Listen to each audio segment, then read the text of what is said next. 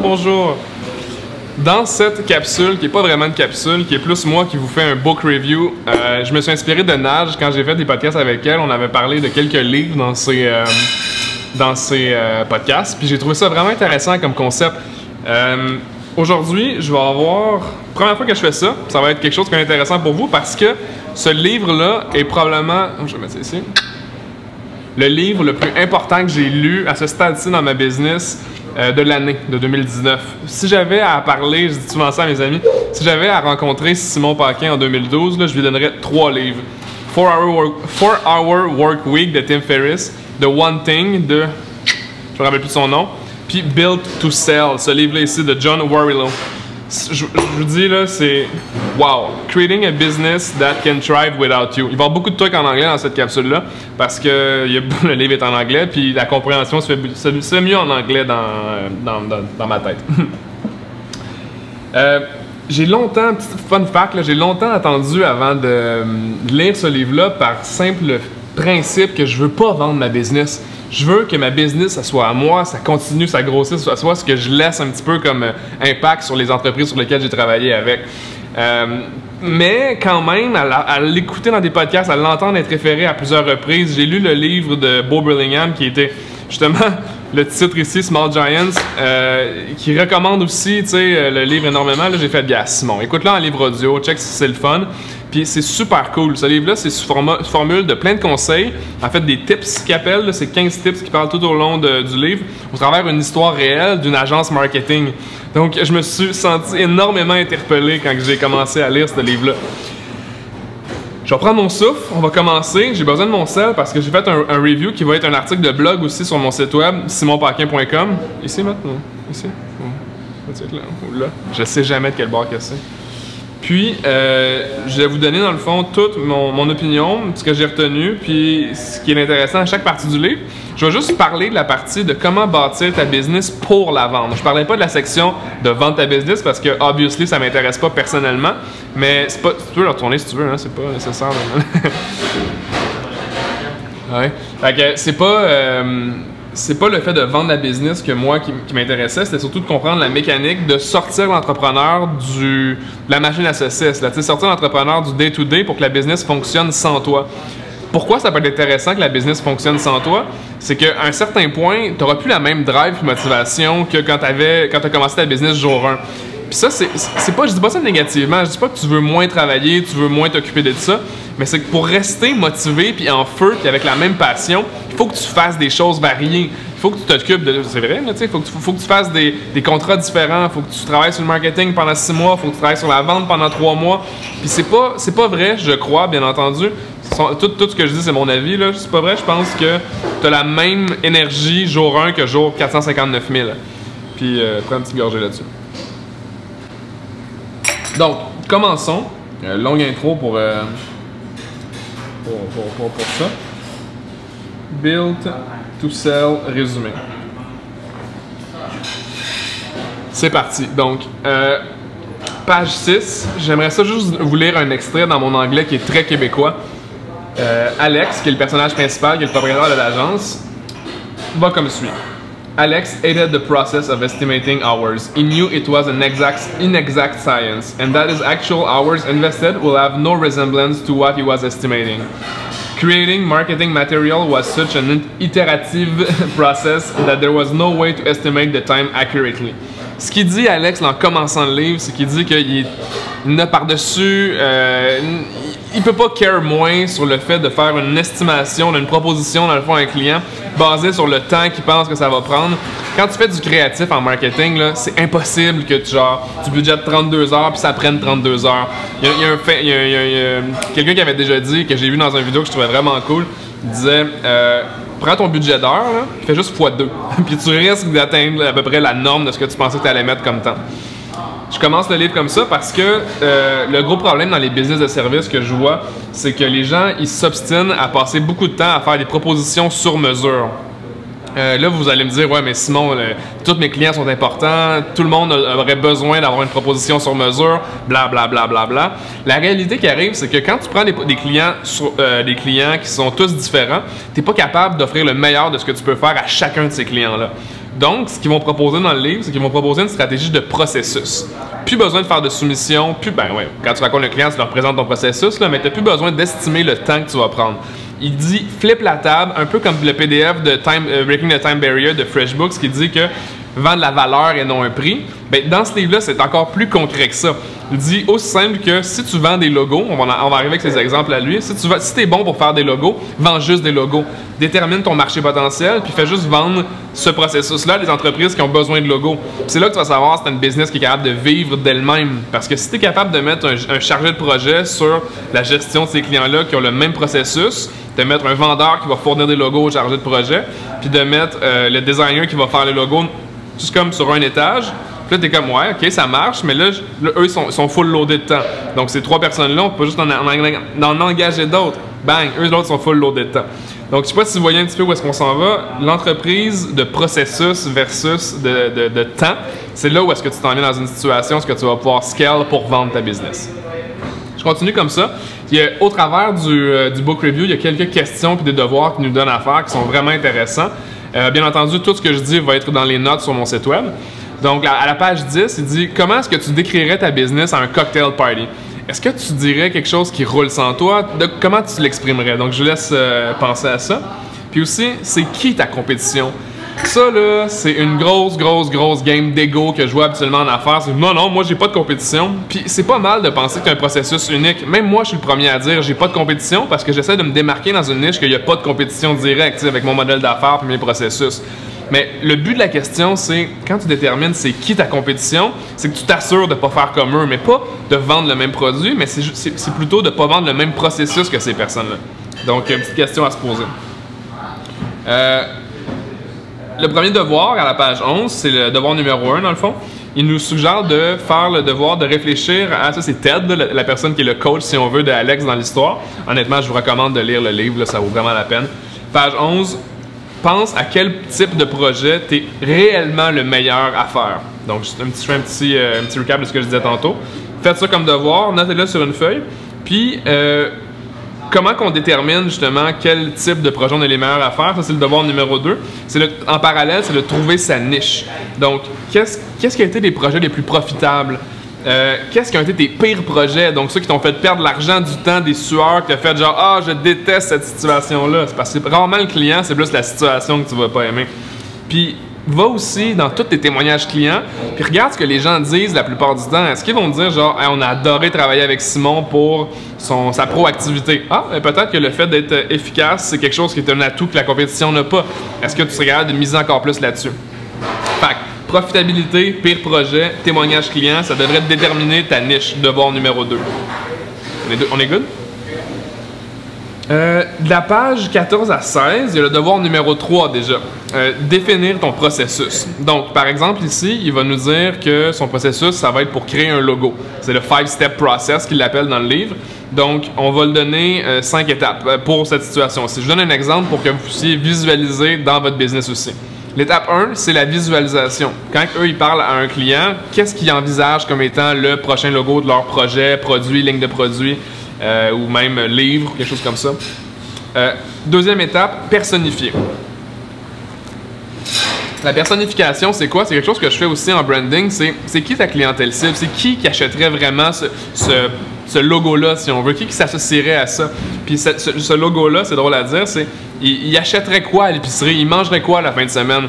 Si tu vas aussi loin de penser à un individu quand tu définis ton logo, c'est là que tu es capable de dire, OK, ça touche vraiment des vrais humains. T'sais. Là, je résume le livre en genre 1 ou 2 phrases. Fait que prenez ça avec un grain de sel, bien entendu.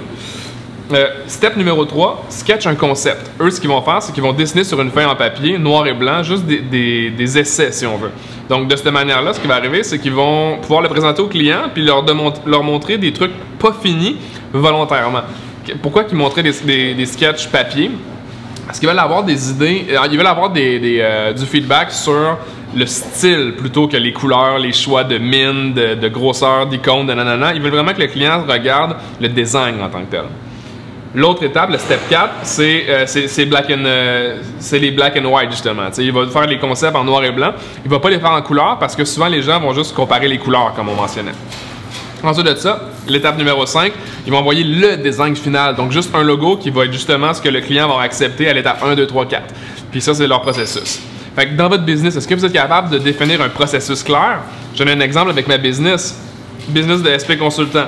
Je rencontre un client, on définit son fit d'affaires. Si oui, je l'embarque dans le processus. Évaluation, plan d'action, accompagnement, on réitère sur le plan d'action. 1 an ou 2 ans de contrat, that's it. Suivi à tous les mois avec l'accompagnement, c'est tout, t'sais. Fait que j'ai 3 étapes, théoriquement. Ça, c'est le devoir numéro 3. Devoir numéro 4, avoir une offre de service standardisée. Standardized Service Offering. Le pourquoi qu'ils disent ça, c'est parce que si tu vends juste un processus, tu n'as plus besoin de te compliquer la tâche à faire des propositions pendant toute une après-midi. Donc, tu sais, ton temps là, que tu bilais à l'heure, là, ben là, maintenant, tu viens de dire, client, ça coûte ça, ça, ça pour ce processus-là qui pourrait t'aider. Ça ne veut pas dire que tu es obligé d'avoir juste un processus. Je pense que quand tu es dans une business de service, ben, tu peux avoir, oui, un marché, oui, un processus, mais si tu veux diversifier à des business différentes, tu peux avoir plusieurs processus. Là, on peut en reparler dans la définition de ça, si le but, c'est de la vendre ou pas. Il y a plein d'interprétations qu'on peut faire, mais d'avoir un processus standardisé pour que tes vendeurs puissent le vendre ou bien simplement toi comprendre ce que le client a besoin et si ça fit dans ta situation. Un autre élément qui est vraiment important dans ce devoir-là, le devoir numéro 4, c'est d'avoir un processus constant de livrable. Donc, qu'est-ce que tu fais à chaque étape du processus? Est-ce que tu es capable de déléguer cette tâche-là à quelqu'un? C'est-à-dire, si tu avais un adjoint, tu ferais quoi? Si tu avais un gestionnaire de projet, il ferait quoi? Si tu n'étais pas dedans, tu dirais quoi à qui pour qu'il fasse fonctionner le processus, si on veut? L'autre élément qui est très, très, très important, c'est de définir un modèle de récurrence. Si tu n'es pas capable d'avoir des récurrences en commençant ta business, ça va être très, très dur de survivre la première et deuxième année. Oui, les projets, quand on parle de projet puis de récurrence, la différence entre les deux, c'est que quand tu as des projets, comme je donne un exemple, Matt, il va venir faire une vidéo pour le 2 ici. Ben là, ça, c'est un projet. Mais si le 2, au contraire, Matt approchait la business comme étant « Hey guys, je vous fais à chaque mois un vidéo promo différent en fonction des nouveaux repas, saison, ci, ça, ça. » Et là, il se crée de la récurrence. Il va revenir, il n'aura plus besoin de prospecter 12 clients. Il va en avoir un qui va pouvoir faire du contenu pendant l'année pour ce business-là. Parce qu'ils vont avoir aimé justement ce qu'il a fait à la première fois. Pour eux, c'est simple. Pour vous, c'est simple. Donc, tout le monde est gagnant. C'est le win-win modèle là-dessus. À page 22, il va faire un exercice, dans le fond. Une fois que tu as tout déterminé tes 4 premiers devoirs, il va te recommander d'aller pitcher ton processus, que tu es spécialiste dedans, à 10 personnes. Puis là, vois comment ils réagissent. Est-ce que tu en as closé? As-tu du feedback? Est-ce que des gens sont comme moi, mais pourquoi tu ferais ça? Puis là, tu vas vraiment savoir si tu as quelqu'un qui va acheter ton produit et ton service. Tu vas le savoir tout de suite. Là. 10 personnes, c'est pas gros. Tu as sûrement dans ta business actuellement 10 clients dormants. C'est ce qu'il va recommander aussi. Va voir tes comptes clients qui t'ont pas acheté depuis un bout de temps. Présente-leur à eux l'information. Puis le processus. Pitch-leur. Prends un café avec eux. Petit cappuccino, là, délicieux. À la page 22 aussi, il y a quelque chose qui m'a marqué, c'est de changer ton mindset de service à produit. Donc là, vu que tu es dans une entreprise de service comme SP Consultant par exemple, faut que tu sois capable de dire « je vends mon processus ». Donc, je vends le produit qui s'appelle l'évaluation, le plan d'action et l'accompagnement. Je ne vends plus mon temps en taux horaire, je vends ces étapes-là du processus qui sont en réalité des produits. Dans ce cas-ci, si tu veux voir d'une manière de vendre ta business, ben, l'acheteur potentiel, il va vouloir savoir est-ce que ta business elle peut scale sans toi? Est-ce qu'on peut prendre quelqu'un qui a les skills de vente, quelqu'un qui a les skills de design, le mettre là-dedans, vendre un logo, exécuter le logo, vendre un logo. Vous comprenez le principe? Vraiment intéressant de changer ton mindset là-dessus. On est toujours good? Page 23. Un autre extrait que je vais vous lire dans mon superbe anglais. La raison pourquoi on devrait penser en termes de produit pour une entreprise de service. Donc, ton produit, je vais le dire en anglais, puis riez de moi dans les commentaires. Your product is your unique methodology of designing a logo. A service company is simply a collection of people with a specific expertise who offer their services to the marketplace. Good service companies have some unique approaches and talented people, but as long as they customize their approach to solving clients' problems, there is no scale to the business, and its operations are contingent, je pense que c'est ça le terme, contingent, on people. When people are the main assets, je pense que c'est ça que je veux dire, of the business, and they can come and go every night, the business will not be worth very much. Grosso modo, ce qu'il dit en principe, c'est que quand que ta force dans ta business, c'est tes personnes, puis qui peuvent partir n'importe quand, ta business est fragile. Donc, ça dépend beaucoup de la personne qui va livrer, faire, vendre et tout. Puis ça, c'est pas une bonne position si tu veux vendre ta business. Puis c'est pas une bonne position si tu veux grossir ta business non plus. Si tout dépend de toi, tu pourras pas avoir un autre toi plus tard. Donc, comment tu crées un processus qui te rend un peu désuet dans la business? Page 24. Ça, c'est un concept quand que tu veux vendre ta business. Je vais quand même vous en parler parce que je trouvais que c'est intéressant. C'est la personne qui a eu qui racontait l'exemple dans le livre. Il disait de jamais accepter un earn-out. Dans le fond, c'est toujours accepter du cash upfront quand tu vends ta business. Ça, c'est dans l'objectif que tu veux la vendre. Bien entendu, c'est pas dans mon cas pour l'instant. Parce que, ironiquement, ça finit le livre que les gens, à la fin, se rendaient compte que c'était le fun d'opérer une business, qui n'avait pas besoin de tout le temps être dans toutes les étapes, donc ils voulaient plus la vendre. Fun story.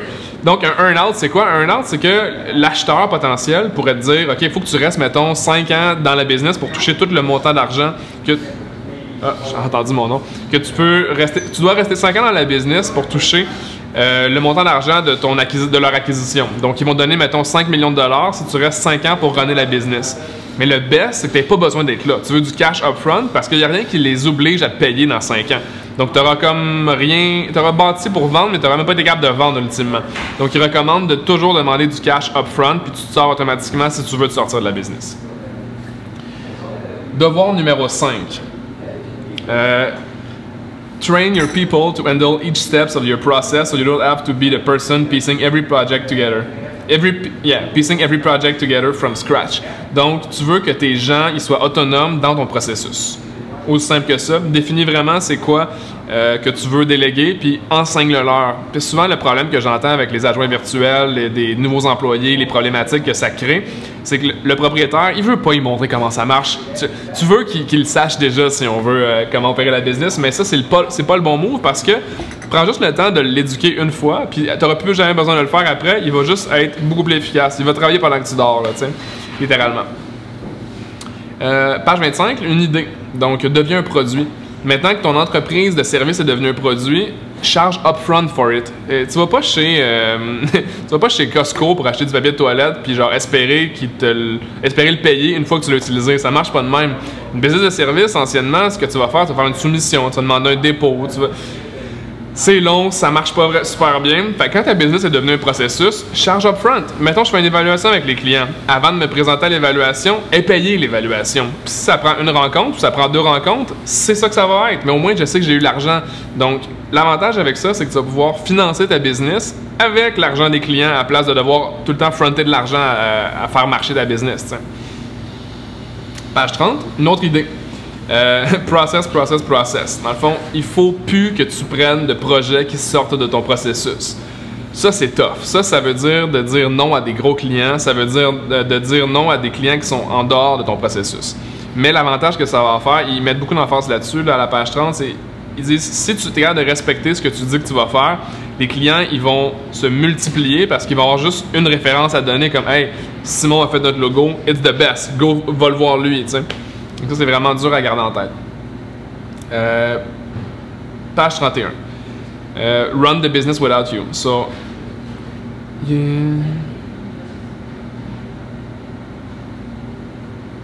Ouais, ça, on en a déjà parlé. Dans le fond, ça explique un petit peu de rouler ta business sans que tu aies besoin de caler les shots. Donc, tu peux être en dehors de ce qu'on va appeler le processus. Puis, tu vas avoir déjà formé, provide instructions, tu vas pouvoir donner des instructions à tous tes employés, tes contracteurs de comment opérer dans quel système. Donc, ça voudrait dire d'avoir un gestionnaire de projet, ça voudrait dire d'avoir fait des formations avec ton monde, de s'assurer qu'ils ont bien compris comment le faire puis qu'ils ne sortent pas, eux, du processus pour faire plaisir aux clients, tu sais. Devoir numéro 6, créer un manuel d'instruction qui détaille toutes les steps de ton processus. Ça va être quand même pas le premier point. Deuxièmement, envoie le manuel à tout le monde, donc à tous tes membres de ton équipe, puis regarde s'ils peuvent suivre les instructions. S'ils peuvent pas, édite le document jusqu'à ce qu'ils peuvent le faire. Après ça, ça va vouloir dire que ce document-là va être future-proof. Il va être testé pour que ça fonctionne avec les prochains employés que tu vas engager, ou tes contracteurs, bien entendu. Page 37. Tu vas te faire tester. Dans le fond, tu vas te faire tester par les clients qui vont vouloir que tu fasses des trucs en dehors de ton processus. Mais je t'en supplie, continue à essayer de vendre juste ton processus. Puis réfère à d'autres personnes si ça sort de tes compétences directes. Les gens vont être beaucoup plus reconnaissants que tu puisses faire la job, faire par quelqu'un d'autre, que tu fasses la job toi-même à moitié, tu sais. Okay. Juste voir ici. Ah, ok. C'est presque fini, en fait. Ok. Donc, la page 40. Un autre extrait. To sell your business, you need to demonstrate to a buyer that you have a sales engine that will produce predictable, recurring revenue. We need to figure out how many sales reps you need to drive your sales engine and how many companies in your target market are in your target market. For now, let's focus on businesses within the city limits. How many companies are there in town? Cet extrait, mais de voir en même temps, regarde dans ton coin, là, dans ta démographie, exemple ici, je suis dans les Basses-Laurentides, combien de compétiteurs directs qui font exactement ce que tu fais. Ça va donner une idée de c'est quoi le marché potentiel. Devoir numéro 7. On va mettre une petite ligne comme ça ici. Combien de sales reps est-ce que tu aurais besoin? Combien de compagnies est-ce que tu as dans ton target market? Puis assume juste les compagnies qui voudraient payer pour ton processus. Pas n'importe pas, je veux dire, toutes les portes d'affaires dans ton quartier.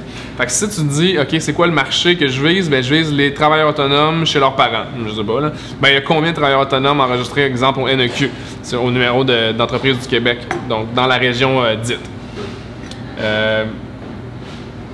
Et aussi, ça peut être de déterminer le chiffre d'affaires. Donc, tu sais, combien d'entreprises font entre tel et tel chiffre d'affaires? Mais ça pourrait être juste ceux-là, tes clients potentiels. Troisièmement, combien de compagnies il y a dans cette ville-ci?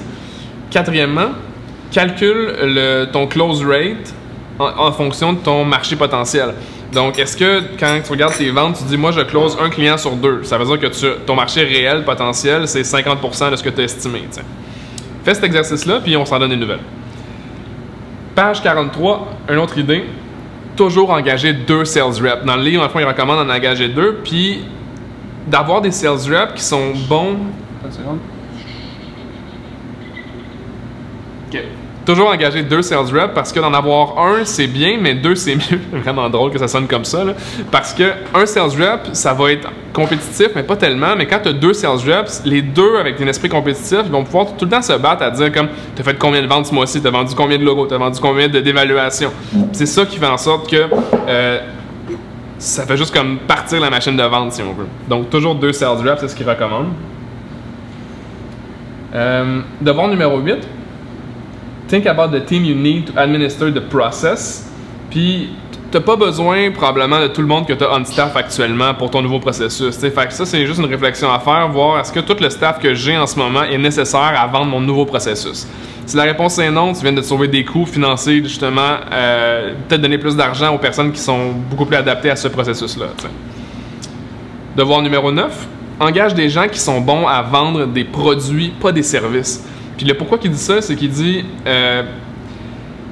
un produit va fitter à un client, mais un service va tout le temps essayer de tweaker, d'adapter, de changer. Puis ce vendeur-là va pas être un bon vendeur pour ta nouvelle business qui est censé vendre des produits. Donc tout le temps garder en tête qu'un vendeur de produits va être meilleur qu'un vendeur de services dans ce cas-ci. Et idée, page 52. Page 52, c'est ça. Il faut que tu définisses tes règles de vente. Dans le fond, il faut que tu crées un processus qui est facile à suivre, mais qui va pouvoir créer une espèce de petite chimie entre tes 2 vendeurs. Donc, que ce soit par un CRM qui voit qui a fait combien de ventes cette semaine, que ce soit par un gros tableau blanc dans un bureau, ça peut être n'importe quoi, t'sais. Donc, juste d'avoir des objectifs, c'est quand même assez important, soit hebdomadaire, mensuel et trimestriel, pour justement quand tu fais des retraites ou des choses comme ça, tu parles à ton board, ben là, tu peux justement leur dire, on est rendu à temps, on projette temps, puis voici la structure qu'on a pour vendre. Pour le fond, on est à combien de temps, là?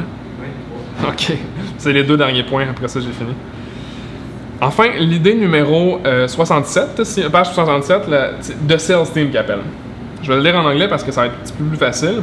When growth explodes and your team are stretched thin, teaching the newcomers all the process work, it's time you need to start a management team. Don't bring outside managers. Upgrade your best people to management positions. You need to align their compensation with your goals. Ideally, you want to reward loyalty to the business by creating a stay bonus tied to them being employed at the same date in the future.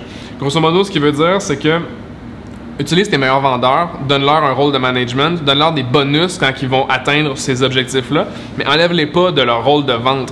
Donc, moi, mettons, je serais le meilleur vendeur d'SP Consultant, je vais quand même avoir des targets de vente, mais je vais avoir des objectifs annuels, mais aussi dans 5 ans avec le business de mon équipe de vente, si on veut.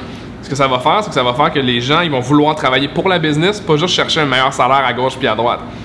Donc, ils disent comment? Je vais donner l'exemple dans la stratégie plus complexe dans le blog, mais principalement, c'est ce que j'ai dit. C'est de l'argent qui va être dans un pool que vous allez mettre au même moment que... Comment je pourrais résumer ça? Dans le fond, you give your managers targets, corresponding bonus for achieving their personal targets. You pay them their bonus at the end of each year and put aside the exact same amount into a special pool of funds marqué pour eux, dans le fond. Puis 3 ans plus tard, ils peuvent avoir accès à 33% de ce pool-là comme bonus additionnel sur cette année-là. C'est une stratégie, dans le fond, qui fait en sorte que l'argent, elle augmente tout le temps dans le pool. Donc, à chaque année, on rajoute, mettons, 30 000. Mais 33% de 30 000, c'est quelque chose, mais 33% de 90 000, c'est autre chose aussi, tu sais. Donc, les managers, ils vont être capables de vouloir rester dans la business, puis ils vont voir l'avantage de grossir avec vous aussi. Souvent, c'est quelque chose qui est tough de garder les gens motivés à long terme dans une business, mais de savoir que tu as beaucoup d'argent qui va être dans le dîner au bout de la ligne, là, ça peut être assez motivant, je vous jure. Puis, c'est pas mal tout pour ce petit résumé de livre-là de Build to Sell. Dans le fond, ça, c'est les étapes, les 9 premiers devoirs, si on veut. C'est juste 9 premiers devoirs que je vous recommande de faire, qui pourraient juste vous donner une idée de qu'est-ce que je devrais faire avec ma business, comment je la transforme de service à produit, puis comment est-ce qu'on scale ça.